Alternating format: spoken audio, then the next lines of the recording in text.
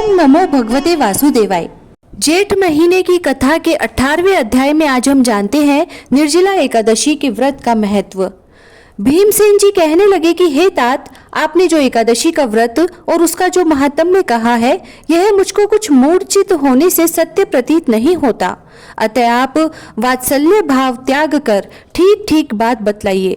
यदि आप सत्य वचन न कहेंगे तो मैं विदुर वचन सदृश के समान नष्ट हो जाऊंगा। हे तात, मंत्री, पुरोहित और वेद, इनको सत्य और यथार्थ वचन ही बोलने चाहिए, अन्यथा केवल मीठे वचन बोलने से उनके धन, धर्म और शरीर तीनों ही नष्ट हो जाते हैं।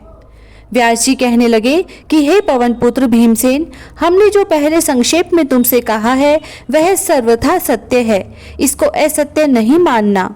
मैं इस विषय में तुमको एक प्राचीन इतिहास सुनाता हूँ, तुम उन स्कंद जी के वचनों को सुनकर संशय रहित हो जाओगे। पूर्व काल में कालाजन पर्वत पर पुलिंद नाम वाला विख्यात समस्त धर्मों का पालन करने वाला और उनका ज्ञाता हुआ। उसने निष्कंटक राज्य करके वहां पर द्वारिकापुरी के समान महान पुर बसाया और स्वयं अनेकों रथ, पत्ती यानी सेना, ऐरावत के समान हाथी और उच्च श्रवा के समान घोड़ों से परिवारित होकर और सचिवों से अनुमोदित होकर विजय यात्रा के लिए निकला। 100 योजन के प्रमाण में उसकी सेना पुर से बाहर निकली और राजा के साथ चलने वाली जो पैदल सेना थी वह सारी पृथ्वी पर छा रही थी। 7 व्यूह यानी सेना की रचना से युक्त वह सेना 7 महासमुद्रों के समान प्रतीत होती थी। राजा ने बड़े बड़े मंडलिक वीर राजाओं और सेवकों को जीतकर उनसे बहुत सा धन और कर लेकर अपने पुर को वापस लौटा। इस तरह पृथ्वी के अनेक चक्रवर्ती राजाओं को जीता। वह जिस जिस सेनापति को बलवान सुनता था वहां वेग पूर्वक जाकर उनको जीत लेता था। इस प्रकार घूमते घूमते राजा के गुप्तचरों ने आकर राजा को संदेश दिया कि महाराज, यहाँ पर सभी का मालिक एक परम धर्मात्मा एक राजा है, जो कि श्रुति, स्मृति और पुराणों का ज्ञाता, देवता तथा अतिथि का पूजक, सत्य प्रतिज्ञ और बड़ा शूरवीर है। आज तक किसी से भी नहीं जीता गया। उसको बिना जीते इस भूमंडल में आपकी कीर्ति संतुष्टदायक नहीं हो सकती।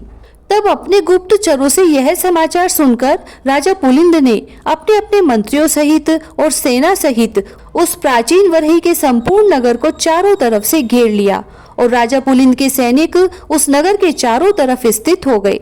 जैसे वन में बहुत से गीदड़ों से एक सिंह घेर लिया गया हो, इसी तरह उसको चारों तरफ से घेर लिया। हे तपोधन, उस समय उस नगर में बड़ा कोलाहल मचा। कुछ लोगों ने राजा से और कुछ ने मंत्रियों से जाकर कहा, हे राजन, उस दिन ज्येष्ठ मास के शुक्ल पक्ष की एकादशी तिथि थी। उस नगर के सभी लोग स्नानादि करके भगवान विष्णु की पूजा में रत हो गए और पूजा में लीन होने के कारण आपस में बातचीत भी नहीं करते थे। ऐसे समय में राजा पुलिंद के सैनिकों ने ग्राम में घुसकर लूट मार मचा दी।